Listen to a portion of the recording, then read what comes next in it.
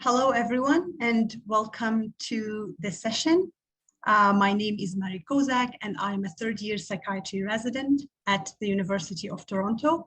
I'm also serving today as a volunteer who will be moderating this session. Our speakers are happy to answer your questions during the Q&A period.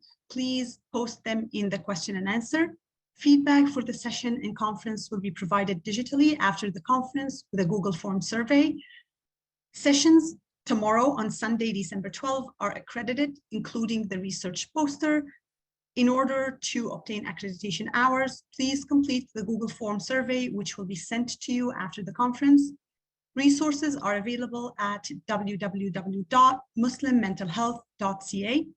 Please post about the conference on Instagram, Facebook, and Twitter using hashtag CMMHC2021. Our objectives for this session are: number one, distinguish between normative experiences of grief as opposed to complicated grief in the context of diverse Muslim cultural and spiritual practices. Two, describe the manifestation of grief in children, youth, and adults. Three, discuss the experience of chronic grief in situations of continuous trauma and losses. Four, describe strategies to prevent complicated grief. And five, provide resources and approaches to overcoming bereavement and foster resilience in Muslim communities. I will introduce our first speaker for the session, Dr. Pamela Mosher. Dr. Mosher is a psychiatrist at the Princess Margaret Hospital and the Hospital for Sick Children. She's an assistant professor at the University of Toronto, Department of Psychiatry. She completed her Master's of Divinity from Harvard University, MD from Stanford University, and a triple board psychiatry residency at Brown University in pediatrics, psychiatry, and child and adolescent psychiatry. Dr. Mosher's interests lie in the psychological and bereavement experiences of children, adolescent, and youth adults with cancer or other life-threatening diseases and or who are receiving palliative care, adolescent and young adults, palliative psychiatry, and the emotional experiences and anticipatory grief experienced by family members and caregivers. Her research focuses on grief in childhood and adolescent, the experiences of young adults receiving palliative care, as well as grief in medical education. Without further ado, Dr. Mosher. Thank you so much, Dr. Kozak. I'm just going to be sharing my screen and pulling up my slides here, so give me one moment. Okay. And can all of you see my screen right now? Looks good. Okay. Great, thanks so much. So it's a real honor to be here for the Canadian Muslim Mental Health Conference 2021. Appreciated the introduction, and I will say that I do spend a lot of time with children and families who are dealing with end-of-life issues, and my sort of background and training in grief is very much informed by a North American lens. So I want to be clear about that bias and that sort of lens. And I really love talking about this topic because I think for those of us who are clinicians in the audience, we don't get a lot of training about grief in our, at least in medical training. So I really appreciate the opportunity to be able to speak about this. Today, I'm going to do a basic review of just definitions of grief, the different types of grief, especially anticipatory, complicated, or prolonged grief, and disenfranchised grief, because I think a lot of people have never heard those terms. I'm going to touch on helping increase your awareness about grief across the developmental sort of stages of childhood and adolescence. A lot of my slides will be at the end that I'm leaving. I may not have time to cover everything, but you can have full access to my slides. And then Dr. Reda will do a lot around trauma and I think a more spiritual lens. And then we will have time for questions at the end. So this is just a quote from Rumi that I turned to a lot when I was in divinity school. I also was losing my father to a lengthy illness. Your grief for what you've lost lifts a mirror up to where you're bravely working. And I think grief can feel like work. It can feel very hard and very surreal. And I think especially for children, we often don't realize how much work they're trying to do internally when they're grieving. And so I wanted to have us think about how hard it can be, even in the context of faith, which can reassure us as our loved ones die. For children, it can be a little bit harder to make sense of everything. So we'll start with some basic definitions. Loss, the state of being without a meaningful person, experience, role, or object once had in life. And I speak about this and clarify this because for children and adults, we think often that grief is only related to death, the death of a loved one or the death of a close person to us, but actually it can be the loss of other things, whether it be a pet or where you live or your ability to be in school with your peers or have a job that you loved. So thinking about loss in a slightly more broad way, grief being an individual's multifaceted natural response or reactions to loss. And those cover the domains of the physical, emotional, spiritual, behavioral, and cognitive. And so I think a lot of times we presume grief is really more just the emotional expression or how we feel, but it really can impact many domains, and we'll go into that. And then bereavement in our culture, we sort of think about it here in North America as the state of experiencing loss or having lost someone. Grief being more the internal experience, bereavement and mourning being a bit more the external behaviors and processes and rituals we go through. So I want to talk about a few primary types of grief today: uncomplicated grief, complicated grief, which has also been called prolonged grief disorder for those of you who are psychiatrists or psychologists and utilize the DSM-5, anticipatory grief, and disenfranchised grief. And just for those of you who are clinicians in hospital settings, to clarify that I believe that grief is everywhere in our healthcare world, and for our healthcare and mental health professions, we are often talking about stress and not using the word grief or loss. And I think it's really important to remember it's quite ubiquitous.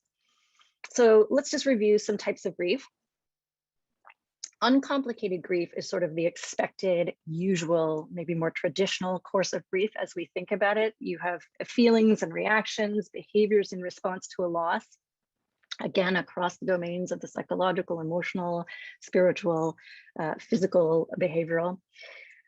We in grief work tend to avoid using the term normal grief because for the griever, nothing feels normal about the grief experience, and every person's experience of grief is unique. So we think more about an uncomplicated course where there's very intense experience of grief. And although it's not a linear process, and I'll say that several times today, that over a period of 6 to 12 months, grief becomes a little more incorporated, a little more processed, and maybe rests a little bit more comfortably within the person, although it's never fully comfortable. And they're able to resume some of their previous activities or return to things like school, jobs, work, sort of engage with life again. And this is typically thought to be about 6 to 12 months. However, I often say to people, it can take a full 2 years before people begin to even feel like their feet are back on the ground after a loss. And we never forget, it's a homework of a lifetime to grieve. So, but that's sort of uncomplicated grief, perhaps the grief we think of the most. Complicated grief or prolonged grief disorder is grief that actually lingers beyond that period of time in a way that either escalates and gets worse or interferes with the functioning. It sort of persists in such a way that it really disrupts the griever's ability to engage with life, to be a participant in their family, to participate in their previous work. And that can go on indefinitely. So it really is the inability to recover or resume meaningful engagement after about 12 months. So this includes things like chronic grief, delayed grief, exaggerated grief, masked grief, which I'm not going to get into too much today, but just so you're aware of these terms. Anticipatory grief is anticipated and real losses that are associated with perhaps a physical diagnosis, an illness, that where people may know that death will come sooner than we would like it to be, but it may also be other losses. Again, usually about human life, so we think about it largely there, but just for you to keep your eyes and ears open to other kinds of losses that children, young adults, or adults might be going through. And this can lead to a lot of related losses. of your role in a family or in your work or in school, your relationships, your ability to sort of function independently, control over your own body, loss of mobility, loss of function. So this can actually help people prepare for loss, kind of do a life review, maybe even for the mourners who will remain after the person dies, do a bit of a rehearsal. And it can allow for some resolution of conflicts, but it's often not named or identified by clinicians. And so it's something I will spend some time on. And then disenfranchised grief is where the loss is experienced, but can't really be acknowledged, sanctioned, or publicly shared. And this happens a lot with kids, but I will say sort of the three areas generally are if the relationship with the deceased is not recognized, if the griever is not recognized, or if the loss is not recognized. So let's talk a little bit about complicated grief and prolonged grief disorder. Again, it's when grief doesn't become integrated or processed in the way we would typically expect, and it begins to show some pathology, which would include sort of these delayed grief is grief that doesn't sort of show up in the initial months or first year, but comes later. And I see that a lot in the context of working with cancer patients. Families and the patients have to sort of bear down and go through treatment and deal with everything, and they're focus. And it's not until perhaps later that the psychological experience really hits them.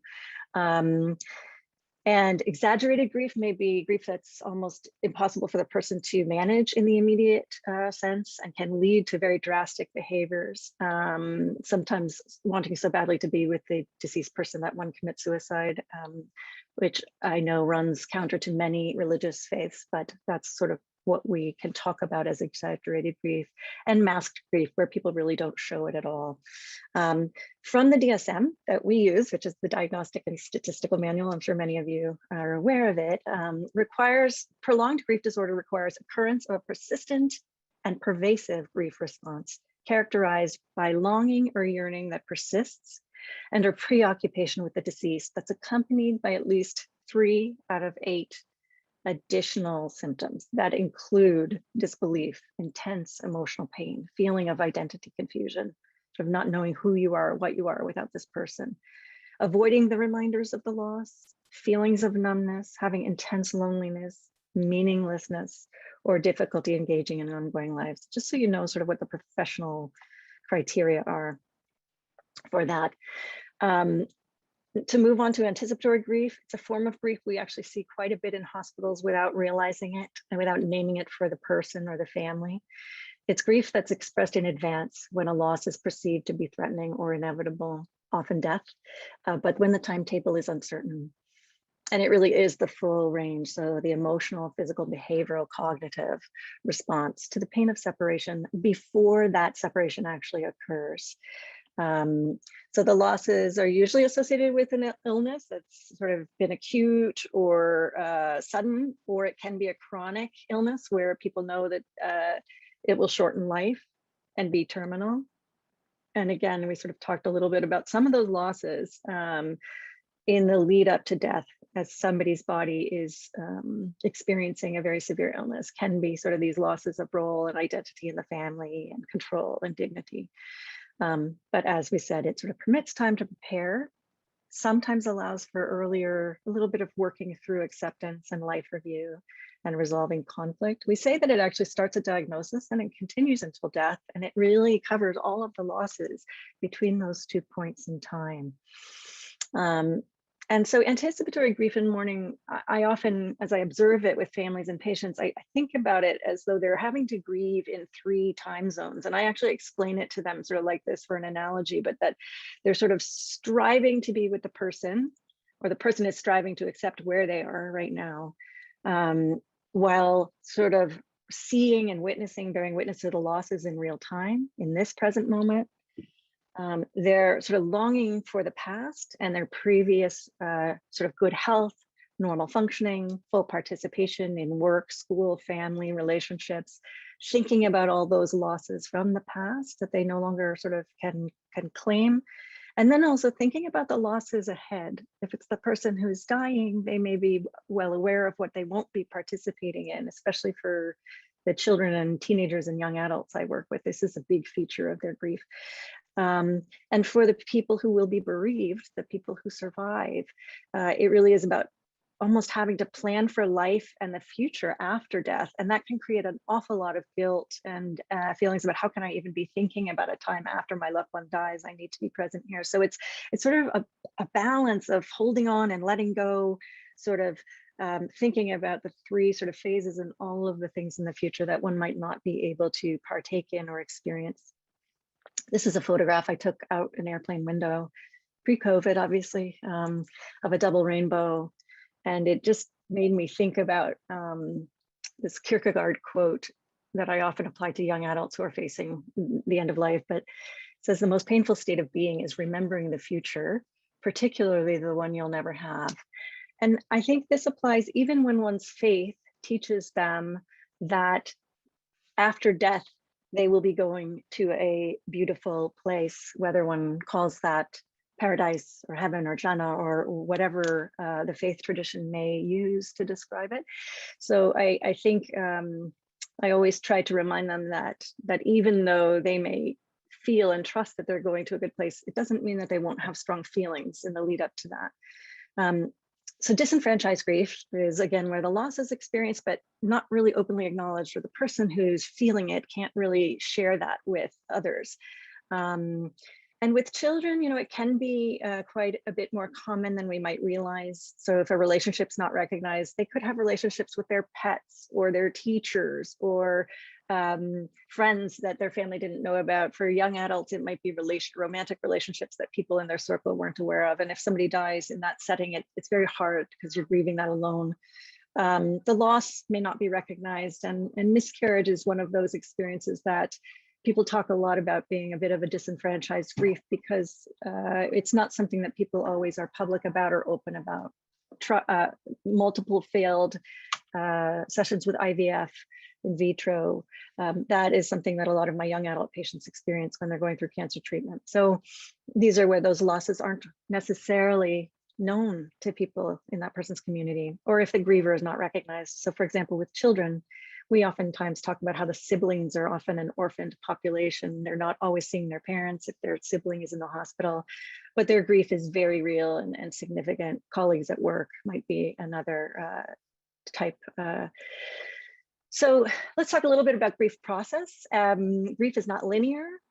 If that's the only thing you take away from my talk today, I will say that that's the thing I want people to remember, that grief is not linear. It doesn't necessarily get better day by day, that it's sort of a topsy-turvy process. A lot of people talk about grief coming in waves or like a roller coaster, has many ups and downs that can take people by surprise, and they may be feeling okay 3 to 4 months after a loss for a couple days, and then suddenly at the 6-month mark, they're sort of brought to their knees without a real trigger, and it can be quite a confusing experience. And I often tell people, it's not on a timeline. It is as it is for you, and the only way through it is sort of through it. It ebbs and flows. We grieve for a lifetime. It's the homework of a lifetime, and we never forget those who we love who are no longer with us. So there really isn't an absolute time frame from the grief theorists or those of us who work in grief, and that can kind of run counter to at least the cultural assumptions in North America, where people at work will expect you to be back at work very quickly and be doing okay.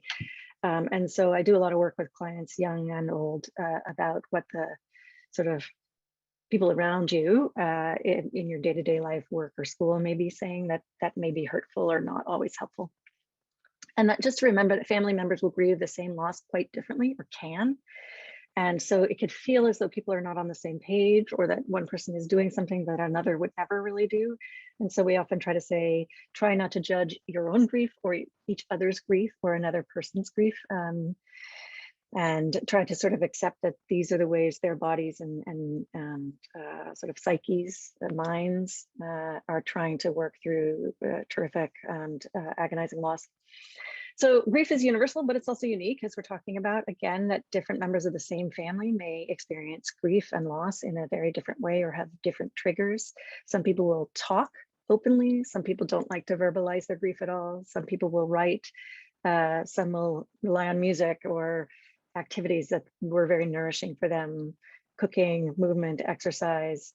And with teenagers from different faith traditions, we worry about different ways that they may try to cope.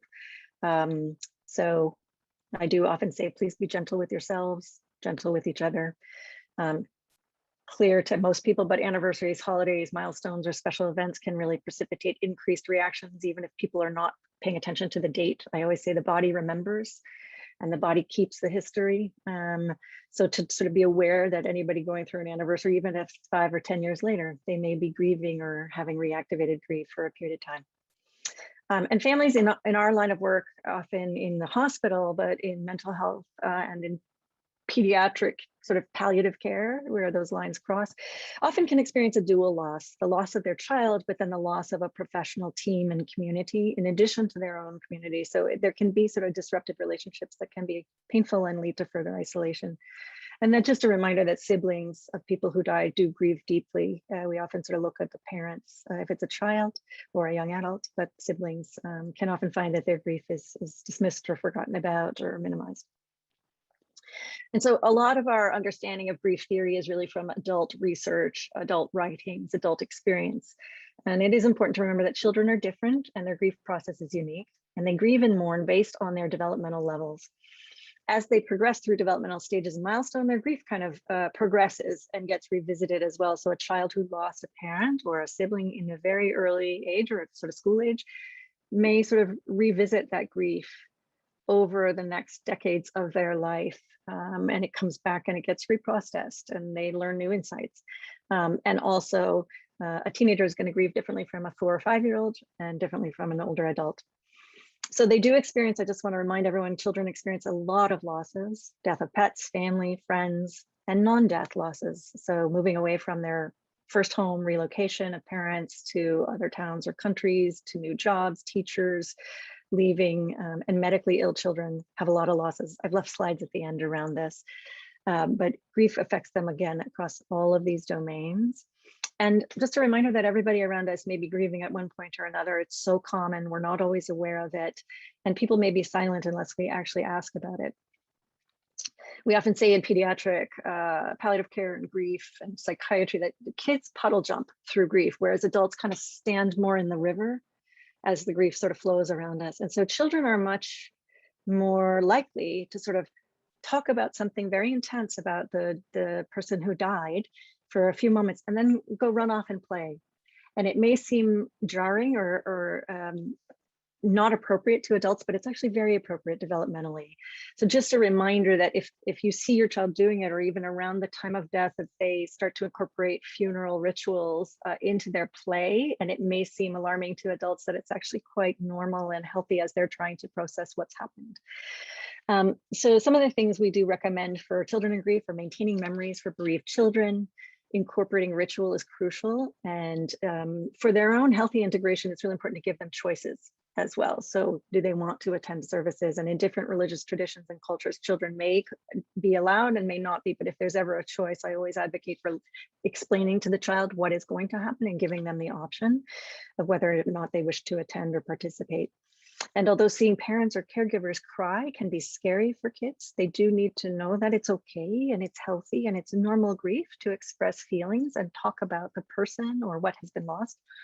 And just like they grow in spurts, they grieve in spurts. So we talk about it as these puddle jumping experiences. And so just to think about what might be a risk factor for complicated grief, because that was one of the objectives today, is to think about an actual loss versus a threatened loss, whether the loss is sudden or anticipated. We don't like to compare which is worse or better, but more to appreciate that they create different experiences for the griever. Whether it's a chosen versus imposed, whether it's timely versus not timely in the person's life. Is the loss a direct one or more an indirect or distant removed loss? Are there single losses or multiple losses? All of these things can set children and adults up for complicated grief. And again, just sort of thinking about grief being different, not worse or better. So I just want to review the emotional and physical symptoms of grief and show some photographs, and then I may wrap up because I have a lot of slides left that I'm going to leave for you guys. But emotional signs and symptoms of grief are sadness with or without crying, anger with or without aggression, guilt, blaming oneself. Children and young adults and older adults all feel a lot of guilt and blame and somehow some responsibility for this person dying. And we don't have time to get into all of it, but please just recognize that anybody you may be treating or anyone in your own life or you may be feeling this, and it's a normal experience. There can be a lot of fear. For young kids, it can be more about sleeping alone, being alone, of other family members dying from an illness and leaving them without any caregivers. There can be a lot of anxiety, especially around their own safety and health and other people in the family's safety and health. Can be a lot of irritability, confusion. I talk about a jumble of emotions. I use that word a lot with children, younger children. It's hard for them sometimes to separate out what they're feeling and actually put words to it. So a lot of different feelings: anger, resentment, jealousy, envy, sometimes softness and joy, tenderness, and it can get confusing for younger kids. Loneliness and isolation for younger people. It can be very hard to feel different from their peers in school. Why do they have their siblings or their parents and I have one who has died? And that you can see a lot of low frustration tolerance when one is grieving. There can be a sense of overwhelm, a sense of feeling like they're going crazy. Again, children and adults manifest these symptoms and experience them. A disbelief or denial, a loss of motivation, ruminating or preoccupation about the death of the deceased person. And sometimes the early days of grief look very much like depression. And so there's a lot of discussion in those of us who practice kind of more professionally around grief. Sort of, do you treat it or do you let it sort of run its course and let the person experience it without trying to treat it? Because it takes time for grief to get integrated and processed. Yearning to be with the deceased is a very common aspect of grief. It's not pathological unless it gets to a point where the person is really thinking about wanting to die themselves, and this goes on for a long, long, long time. So different from suicidal thinking. This is a really different experience. It's a yearning for the person one loved. Silliness, oppositional or defiance, and believing everything is fine and saying everything is fine. This can happen at all ages. Just wanted to show you some photographs of some of the grief. I've worked with children in grief groups from ages 3 all the way up to adulthood. And these are some of the words that they use to describe their feelings. This was sort of a school age group, but heartbroken, shy, worried, I won't talk to people, I'm embarrassed, I feel weird, lonely or alone, anxious, I'm mad at someone, I have difficult days, guilty, scared, mean to people. You can see just a lot of what kids hold inside, their feelings: mad, jealous, sad, angry, scared. I don't want somebody else to replace my parent or my sibling is something you see. I'm now scared my mom will pass away. I'm alone, I have dreams. I'm sometimes happy, and that can confuse kids. People try to help, but they're not helping. And I think any of us who have lost a person, a loved one, can relate to that experience. And then the physical signs of grief. You can have fatigue and have lots of cognitive changes, difficulty with concentration, focus, attention. You can have insomnia or excess sleeping. You can have increased or decreased appetite. A lot of somatic or physical symptoms that people complain of when they're grieving: headaches, pain, drop attacks.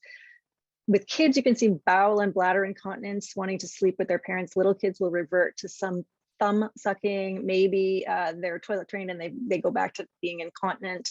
A lot of separation anxiety. Aggressive outbursts can occur at any age, even for grown-ups. Withdrawal from family and friends. Imitation, starting to copy the deceased person, feeling restless, behaving as if everything is fine, as we spoke about. For kids, you can see a decline in school performance. For adults, difficulty with work. There can be substance use in other sort of North American culture, and some self-injurious behavior or high-risk behaviors. We especially see this in teenagers and adolescents, young adults, so we watch for this. I do want to just mention with the somatic complaints, there's a very interesting study done about a decade ago of MRIs of people who were grieving compared to people who were in physical pain, and the same areas of the brain actually lit up on the fMRIs. And so it fascinates me that pain is pain, even if it's emotional. It's experienced the same way. So I'm just going to run through a few more slides about how children experience the physical experiences and manifestations of grief. So one girl who we were working with said, I get the gulpies sometimes when I think about my dad. And I thought that was such a great word, a word she made up, but sort of that catching in your throat, not being able to swallow and not knowing what to say. And children sometimes really help adults with their language. And then their body, they talk about dry mouth, a flippy stomach, turns upside down. They feel short of breath. Their heart feels like it flew out of their chest. I feel like throwing up. I feel sick, shaky. It actually hurts my chest. And this is just a body map that we use for children, and we do it for adolescents as well. And I often think that we should be doing it with adults when we're working with them clinically, but it's sort of a body feelings map. And you ask the child to think about colors and what emotion they represent, and then draw it in where they're feeling it in their body. And if you just look, this child is scared almost everywhere in their body. They're mad up in their sort of brain area, and jealous sort of all around their face. And if you just sort of look along the sides where they kind of feel alone, where they're talking, and in their heart, I love the way children sort of manifest their grief and show it in pictures and art. This is a boy who actually had cerebral palsy. So he didn't have functioning of his lower legs. And so he didn't draw anything in his lower legs, but his mother died in a way that was very, very painful for the family. And he felt some embarrassment about that. And it was really scary what happened. But he also had this beautiful thing that he said about having compassion in his eyes as he looked out onto the world and saw other people suffering. And he was 12. So there can be this jumble. One boy who says, one night I stayed up all night thinking about her. I didn't sleep because I was really paining. And he pointed to his heart. An 11-year-old boy, when I'm trying to hide the sadness, it makes my throat hurt more. I cry because I don't feel like myself. I'm completely different. A big chunk of me has gone. It's like I've got a big hole inside of me. My dad shouts at me to go to school, but I need him because I feel dizzy and so sad every morning. My heart feels weak. And this is an 11-year-old boy whose mom died after a long illness. I'm just going to show you two more pictures, and I think I'm going to stop Arfine and Dr. Reda, just so that there can be time to finish, and I can go back to slides later, but just sort of the mask, this I think really depicts often how we all feel, that when we've lost somebody and we're grieving, we may have to put an outside face on. And these were two children in the classroom who are sitting very far apart from each other, 1 9 and 1 12. And we just talked about what do you show on your face while you're grieving to the outside world, and what is on the inside. And again, outside, inside. And so I know Dr. Reda is going to talk about how we've sort of debunked the stage model of grieving that Elizabeth Kubler-Ross talked about. It's in my notes as well later, but really there are some tasks around grief to sort of accept and acknowledge the reality of loss, to experience the pain and grief, to adjust to an environment in which the deceased is missing, and to relocate the deceased within your life, within one's life, and finding ways to memorialize so that there's still a relationship, but people carry forward with this as part of their narratives. And my final word is sort of about faith and patience of ours, of faith that either we share or don't share. I think it's really important for clinicians to really understand how the patient's faith or the family's faith plays a role in the way they are looking at oncoming death, if death is predicted, what they need around the time of death. If they're in a hospital, which way should the head of the bed be facing? Do they need to be buried within 24 hours? Different faith traditions have that requirement, including the Muslim faith, as you all know. But really, there are a lot of people who go through medical school and go through nursing training and don't get any of it. This was not in my training for sure. And I think recognizing there can be a real range of grief expression, regardless of somebody's faith, there can be a sense for a lot of people that if they're grieving sort of loudly or strongly or having strong emotions, that may somehow represent that faith is not strong enough. And I always sort of say you can have both, and you can have very strong faith and trust that the person you loved is in a much better place or has crossed over into a different sort of existence, but that your grief is because you loved them so much and not an indication of loss of faith or weakened faith. And then we do have people who struggle with where God is at times, depending on their faith tradition, and they can feel abandoned. So it is something to be mindful of. And I think for the clinicians who do not come from a shared background of the client they're taking care of or the family, just to remember to be as to ask questions, to be as containing and supportive as one can be for the needs of the family, because at time of death, there are so many different needs and expressions of grief. I'm going to stop there, guys, and we can talk in the question and answer period about more. Thank you, Dr. Mosher, for the great presentation. And now I would like to present our second speaker for this session, Dr. Omar Reda. Dr. Reda is a Libyan-born board-certified psychiatrist. He is currently an assistant professor of psychiatry at Oregon Health and Sciences University. He received his master's degree from Harvard University in refugee and global mental health after completing medical school in Libya, while undergoing extensive training with the University of Tennessee. He is a leading expert in psychotraumatology, trauma-informed care, as well as the mental health of Muslims, immigrants, and refugees. He is the author of several books, including and a highly sought after dynamic public speaker. Dr. Reda's passion for healing focuses on tackling the family dysfunction and youth vulnerability resulting from trauma. He founded the Untangled model of care, which utilizes family bonding and psychological healing practices to empower trauma survivors and their caregivers and loved ones. So without further ado, Dr. Reda.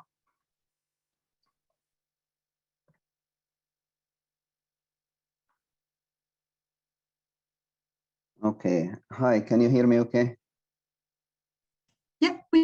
Okay, let me try to find my presentation. 1 second.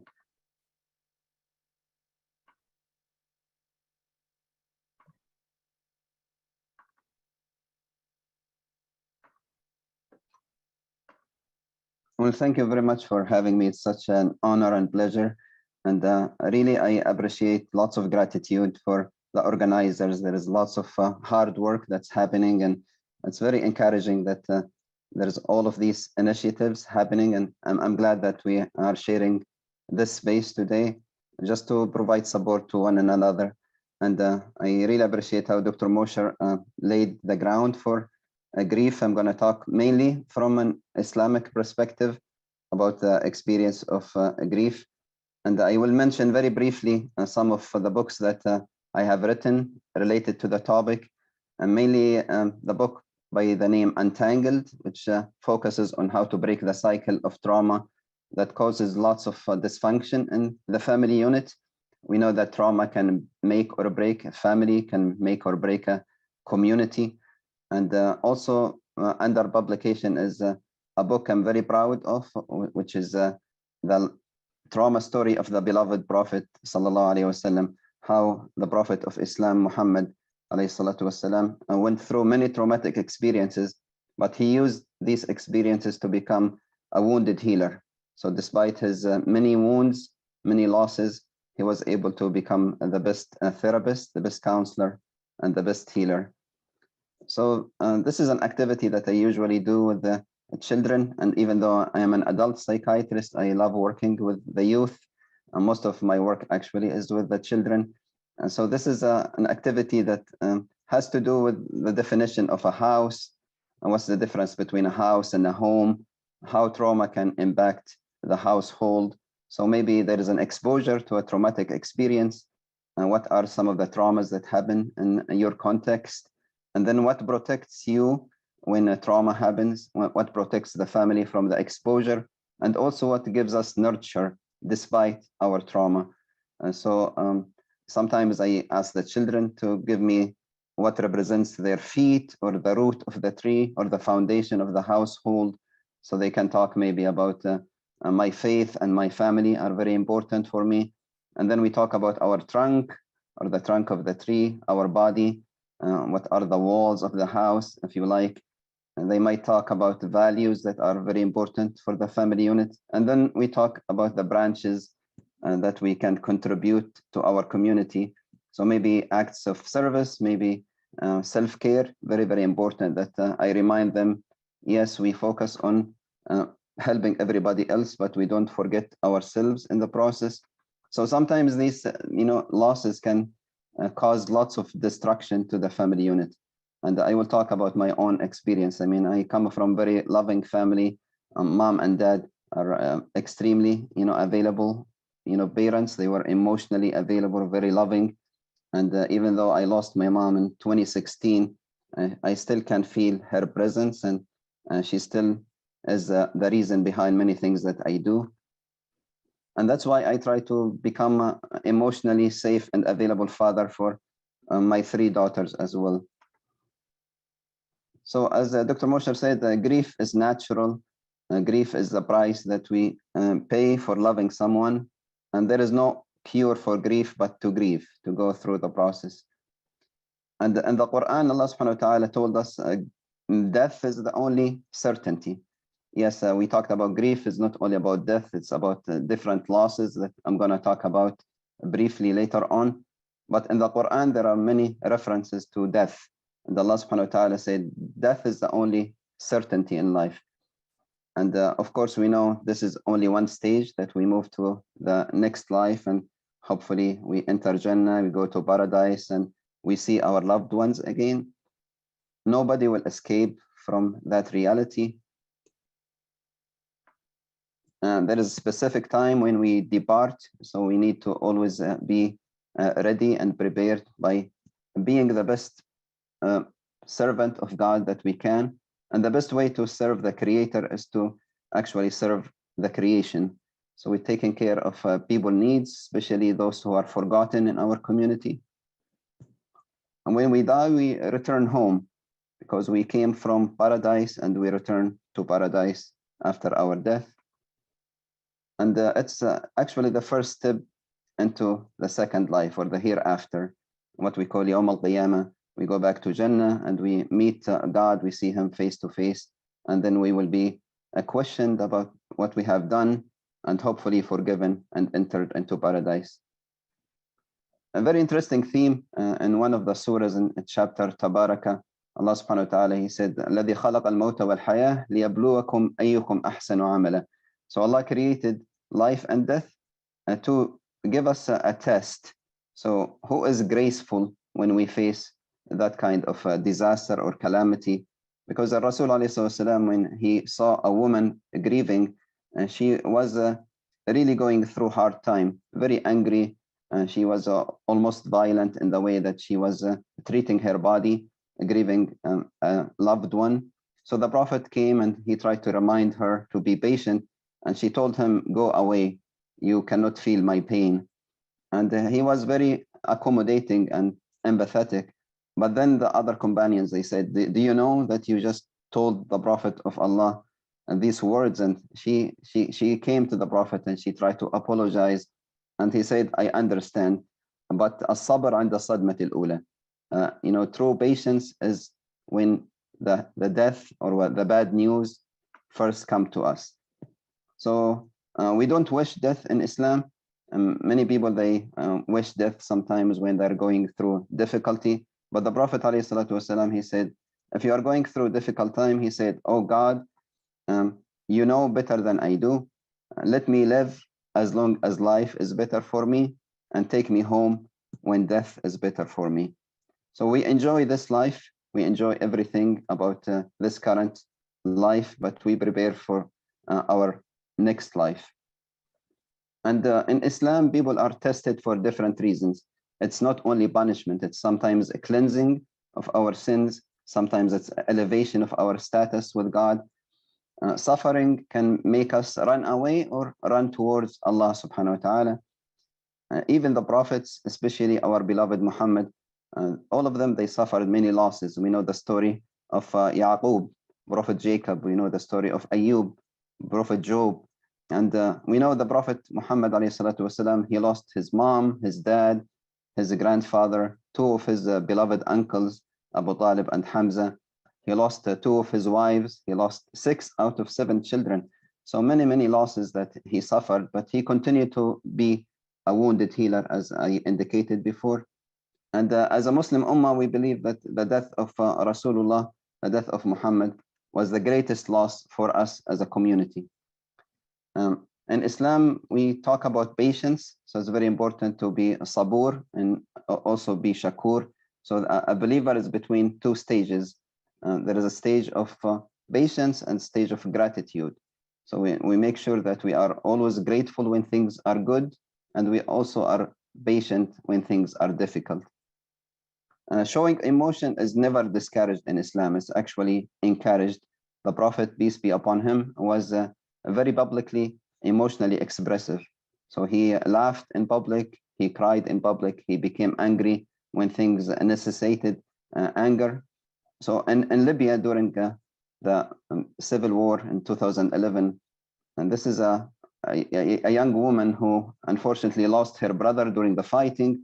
So she wanted to grieve her brother, and people came because of the cultural taboo, and they discouraged her from showing any emotion. They said, your brother is a martyr, he went to paradise, so you cannot grieve him. And then her father went to Hajj, went to pilgrimage, and he died there. He died in Saudi Arabia, and she wanted to grieve her father. And again, people said he died a beautiful death. You cannot grieve your dad. So here she had two reasons to grieve, and she was not allowed because of the social stigma and the taboo around showing emotions. So it has nothing to do with the religion. Unfortunately, it's part of many cultures. Even anger is allowed as part of healing. Anger is one stage of healing. Allah subhanahu wa ta'ala gave us something and he took it back. So we believe that our children, our money, our loved ones are amana. It's a trust. Allah entrusted us with it, and then he can take it away anytime because he is the owner of everything that he gave us. People sometimes they can question God's wisdom, especially when death is traumatic. Like, why do children die? Why there is war? Why do bad things happen to good people? There are all of these difficult questions. But Allah subhanahu wa ta'ala reminded us maybe that you dislike something that's good for you. عسى أن تكرهوا شيئا وهو خير لكم. There is many stories in the Quran that talk about grief. So we know Prophet Musa, when basically he was thrown in the river, his mom was very sad. And Allah described the sadness of a mother. He said, وَأَصْبَحَ فُؤَادُ أُمِّ مُوسَى فَارِغًا. Her heart became empty because she thought she lost her son forever. And very interestingly, Allah subhanahu wa ta'ala brought Musa immediately back to his mother. While Prophet Yaqub, Prophet Jacob, when he lost the Prophet Yusuf alayhi salam, Allah allowed him to endure that grief for many, many years until Yusuf came back. But mothers, they don't do well with sadness. Woman and sadness is something that Allah does not like. For a woman to go through grief, many, many ayat in the Quran, many verses in the Holy Book, they talk about لا تحزني كي لا تحزن لا يحزن. Grief is not befitting for women, especially mothers, pregnant mother, expecting mothers, new mothers, because there is changes in the hormones that can lead to many, many difficult and psychological and also physical aspects of body damage. Sometimes we have hormones called cortisol and epinephrine that are very helpful short term, but when we have them chronically, when we have them long term, they can become toxic. They can affect our blood pressure, our heart rate, our sometimes even immune system. So we remember that the grief is a part of a process, that there is a temporary departure, but there is eternal reunion, inshallah, on the day of judgment. Allah subhanahu wa ta'ala, when Mary, the mother of Jesus, alayhi salam, when she was going through her own grief and almost perinatal depression because she was pregnant without having a husband, and people were talking about her, Allah subhanahu wa ta'ala gave her a step-by-step description of what she can do. So in Surah Maryam, chapter of Mary, very detailed prescription for treating depression. Allah subhanahu wa ta'ala, he said, لا تحزن. First thing is not to dwell on sadness. لا تحزني قد جعل ربك تحتك سريا. The second thing he said, هزي إليك بجذع النخلة. Do some physical exercise. Then he said, كلي واشربي وقري عينا. Eat and drink, and then use some sleep hygiene. And the last thing he said, فإما ترين من البشر أحدا فقولي إني نذرت للرحمن صوما فلن أكلم اليوم إنسيا. He said, when people try to engage you in negative self-talk and self-loathing, stay away from them. So very, very interestingly, I mean, the Quran is full of these hints into the importance of emotional expression, that we talk about our feelings. There is nothing shameful about that. It's not sign of weakness. It's not sign of weak faith. It does not define the relationship that you have with God if you are going through a difficult time. Traumatic loss is very, very difficult to process. When somebody dies because of man-made trauma, interpersonal trauma, violent death, all of these can confuse the psyche of children and can add to the guilt and the questioning of maybe there was something that I have done different. Maybe I am a bad boy or a bad girl. That's why my parents die. Stuff like that can be very common in the children, unfortunately. And we need to redefine the relationship that we have with our loved ones, because death is only the end of life. It's not the end of the relationship. Sometimes I remind people to use the AAA approach. So to pay attention, express appreciation, and show affection to the people in our lives before it's too late.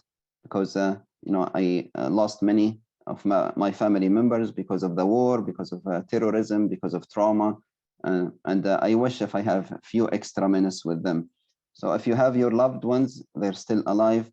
If there is a broken bridge, if there is a room for healing, try to reach out to them and do that, and do it today. Never delay healing, because sometimes you don't have a second chance. Trauma for children can make them speechless. It can steal their voice. So many times children become mute, selectively mute. And it's very important to bring safety and give them room to speak, because that will make them rewrite their narrative, reclaim their trauma story, and be able to really make a meaning and come into closure with their traumatic experience. For the loved ones that we celebrate their life, we don't only focus on their death, we focus on the quality, not only the quantity with the relationship. We do that without guilt, and we try to remember self-care. And remember, Allah subhanahu wa ta'ala and the Prophet, they remind us the path to paradise is full of difficulties. There is no right or wrong way to grieve, like Dr. Mosher said, as long as we are doing it safely and in a healthy way. If somebody is using substance or engaging in self-destructive behavior or suicidal action, then that's not safe or healthy. Sometimes the people, they say the stages of grief are denial, anger, bargaining, guilt, and acceptance. So we don't use that model much anymore. So people have the right to be sad, to be mad, to feel nothing, as long as we check on them and make sure they don't suffer in silence, and we don't leave them alone, because the trauma itself is not the most traumatic aspect of the experience we go through. Being alone while traumatized is very, very lonely experience. And we need to really check on one another and use deep kindness, not only check on each other with a superficial, hey, how are you? How is your day going? But really trying to spend a few minutes that can change somebody's life or actually save their life, literally. And pathological grief, we know that sometimes we need to refer our clients or our loved ones to professional help. If there is excessive health, if there are psychotic symptoms like delusions, hallucinations, and maybe now they have the thoughts of joining their loved one, so they're having suicidal thoughts maybe, or death wishes. Things that are helpful, listening non-judgmentally without offering a quick advice can be very helpful. So make sure that you just listen to understand rather than to fix. Make sure that you don't give quick solutions. Maybe repeat or rephrase or ask for follow-up questions.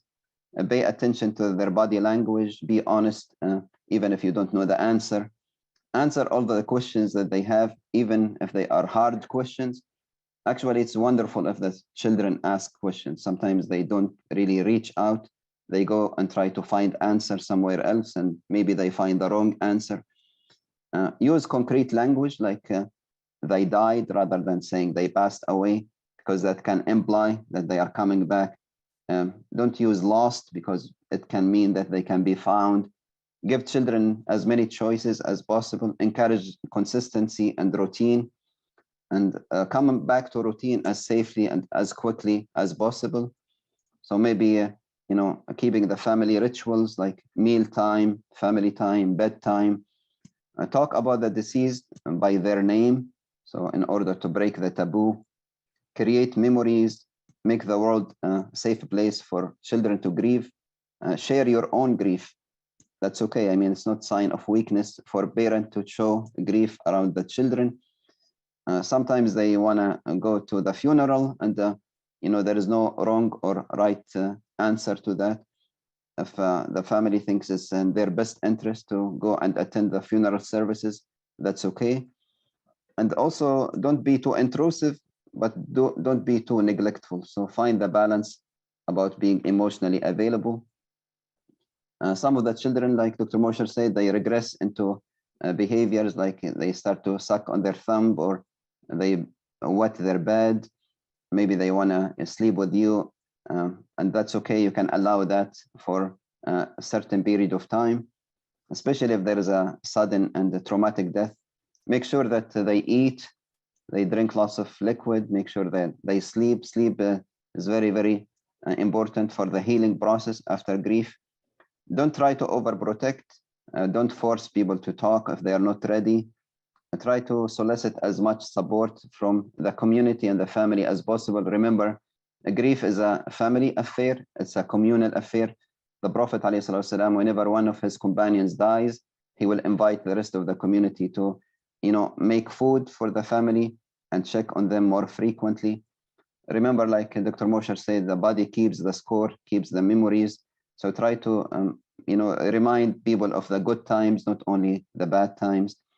Be always available emotionally. Try to use the spirituality as much as possible, but don't force the religion on the children. Sometimes they are angry at Allah subhanahu wa ta'ala. So try to process that in a way that will help them heal. Take care of yourself. Grieve without distancing from the family. If you shut down, maybe everybody in the family will shut down. If you are angry, they will start to walk on eggshells around you. Remember that our loved ones will continue to live, and just now they need the relationship to be redefined. So use the support from their peers, especially our teenagers. Allow too many breaks, give them activities that they can engage in. Remember that grief looks different in different ages. Sometimes they start to grieve around the holidays, especially Ramadan and Eid. Their loved one is not there to break their fast with them anymore, or to celebrate a religious holiday. Remember, many times our children, our teenagers are forgotten during the funeral, and because we grieve, maybe people focus on the adults, like Dr. Mosher said. So the children are seen, they're not heard, they're not spoken to. There is that taboo of, we don't want to really reach out to children who are grieving. We try to tell them that crying is only for babies. So teenagers sometimes go through a very, very difficult time. We need to appreciate that nobody should be left alone in the family, unit. We give people as much choices to choose how to grieve, as long as it's safe and healthy. And as I said before, saying goodbye is not the end of the relationship. Sometimes they struggle academically, behaviorally, emotionally. We need to understand and look at the message behind the behavior. So don't punish the behavior. Don't be quick to punish. Seek to understand their suffering.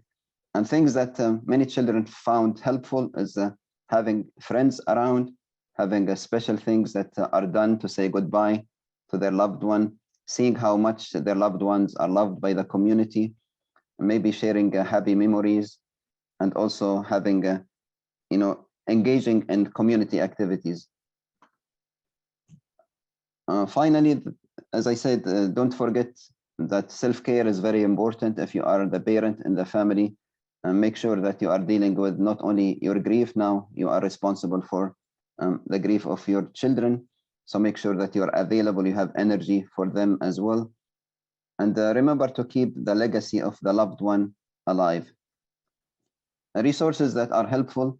Of course, our conference provided lots of wonderful resources, and you can see the website.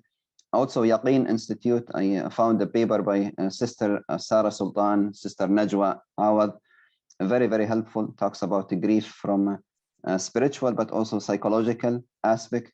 The Family and Youth Institute, the Khalil Center, the Nasiha hotline for the youth, Stones to Bridges, Calls for Comfort, the National Child Traumatic Stress Network, and some local resources. Each city, I think, has a grief center. So be familiar with your local resources. And I will finish on something I created here in Portland, Oregon.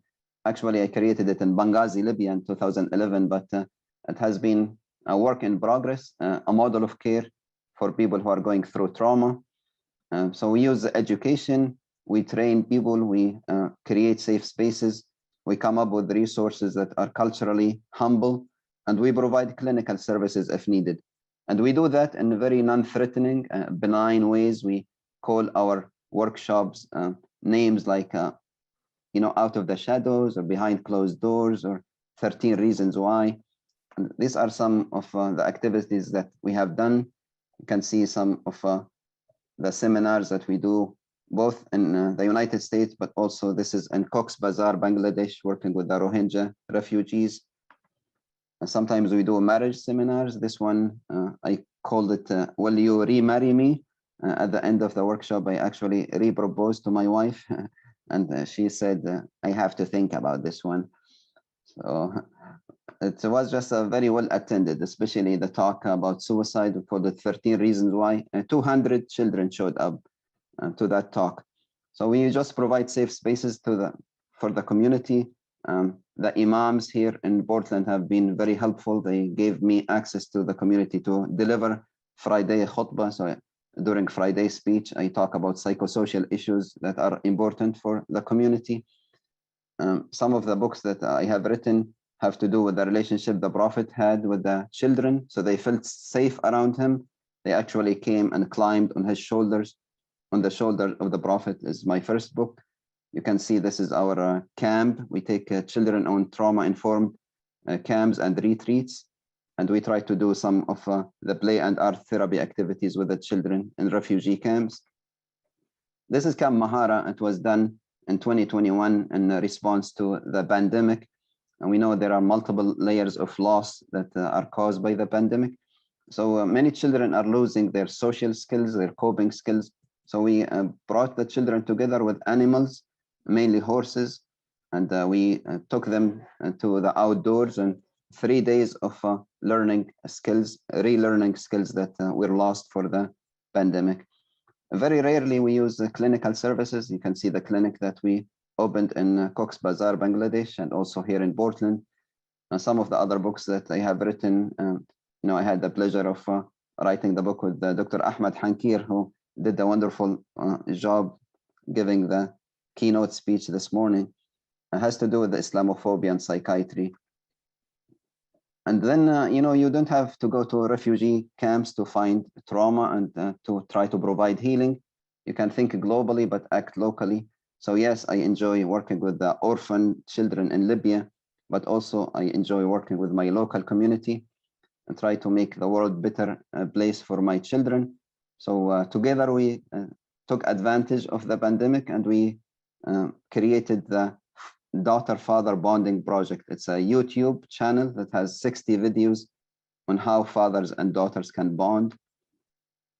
Under publication, will be released in February 2022, is The Wounded Healer, the many losses that our nurses and our doctors and people on the front lines are dealing with. So we are healers, but we are also wounded. So I want people to remember that.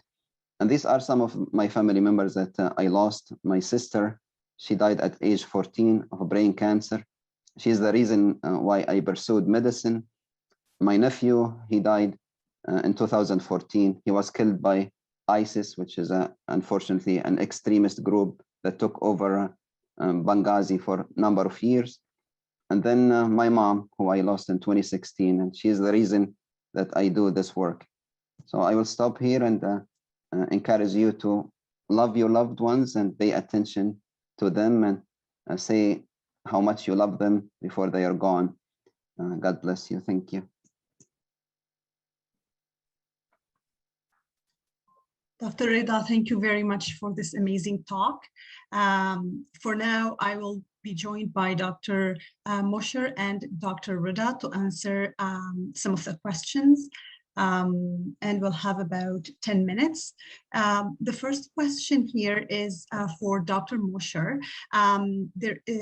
One of the questions asking about social grief around the murder of George Floyd or the Afzal family and Mohammed Aslam Safis. We seem to live the grief in our communities, and the question was hoping if you can share some comments on this. About social grief, meaning sort of a community-wide grief, or how social media sort of responds to grief? Is there a way to clarify the question? So I'm not sure. I hope that whoever asked the question, if they're hoping to clarify the question, but it's around social grief in the community. Yeah. So it's, I mean, obviously huge. I'm actually from the United States originally, and my parents are Canadian, and the country I grew up in has had a tremendous amount of grief from racialized killings and murders at the hands of police. And there's profound grief, both sort of in the immediate community and I think kind of across the country. I think, grief is, when we talk about how we get through grief, it is very much in the context of sharing experiences with others who understand, who have experienced something very similar. It's hard sometimes, as I think Dr. Reda and I both talked about how, adolescents are often, it's very normal for them to process grief and process loss and process their traumas with their peers rather than adults around them. But they can feel isolated because their own peers haven't necessarily been through death or loss. So in that same way, I think we can all feel isolated in our grief, and sort of broader community getting together and demonstrating and protesting is significant in terms of being able to make meaning out of that grief and that loss, and hopefully make meaningful change. I don't know if the question was directly about social media, but as a child and adolescent psychiatrist, I have a lot of feelings about social media that it can be a very good source of information, but it can be a very detrimental source as well. So I don't know if that answered the questions, but those are sort of initial thoughts. Thank you, Dr. Mosher. Dr. Reda, any thoughts about social grieving? Yeah, I mean, we have seen that when there is a trauma, many times trauma can make or break a family or even a community. Unfortunately, the year 2020 has been very difficult in the United States and all over, actually, not only because of the pandemic, but we have seen how people have, withdrawn into their own corners, and they pointed at each other and treated one another as enemies. So all of these can make us grieve as a country. So there are many social layers of grief that we can maybe use education. I believe education is wonderful, but it's not enough. One of the most important tools for healing is connection, human connection. I have seen the impact of that when I go to Libya or Syria or other war zones. Many times there is a conflict that's still going on, but there is a healing activities happening mainly through children and women activities. They do lots of gatherings that, children of different backgrounds, they don't really care about your political affiliation. They like to just sit down and play regardless. So we can use that strength. I have seen many NGOs led by women mainly. They try to do lots of peace and conflict resolution, and that have been extremely effective, even in a war zone. So I expect the same to happen in healing both the United States, Canada, and many of the traumas that we recently suffered. Thank you, Dr. Reda. We appreciate it.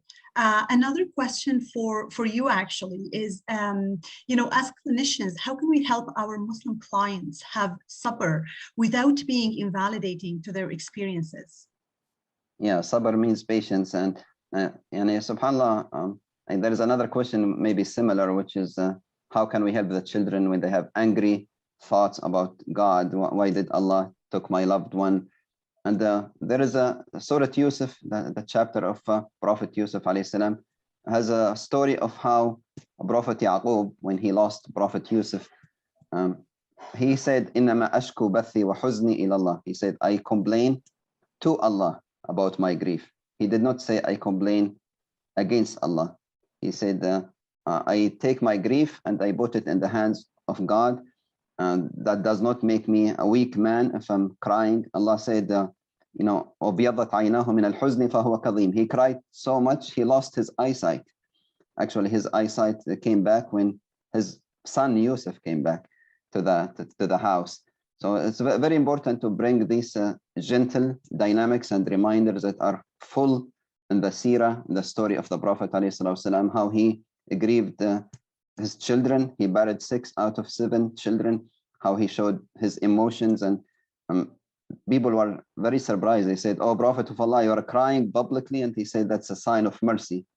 If I don't cry, that means I don't have a merciful heart." So just not shaming people for showing emotions and not blaming them if they are having these difficult questions. We should be prepared for any kind of question that comes from the mouth of our children. So not shaming them, not giving them lectures, because if we don't give them the answer, they will find the answer somewhere else. Thank you, Dr. Reda. And maybe last question for Dr. Mosher. Is there any, or are there any comments on how best to support refugees, specifically in their grief between their previous life and the new one of their land? I think because I don't work with directly with refugee communities, I'm going to turn that over to Dr. Reda, if that's okay. Absolutely. Okay, thank you. I mean, the experience of the refugee is quite compounded, and we need to be careful also not to just see them as their refugee experience. They are more than their refugee journey. They are more than their trauma. They are humans, and they have the same anxieties, they have the same aspirations, same dreams as everybody else. Being a refugee is only a temporary status. They're going to become Canadian citizens very, very soon. So it's very important not to make them define and see that as a sign of weakness or a reason to be socially isolated. Even like their English language or their French language, if they don't have the skills to master that language yet, the fact that they are trying, the fact that they are speaking 2 languages is a sign of strength. It's not a sign of weakness.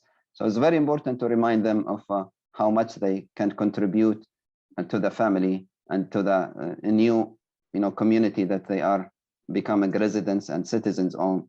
But when it comes to the refugee experience also, remember some of them, they come from horrific traumatic experiences when it comes to war and executions and terrorism.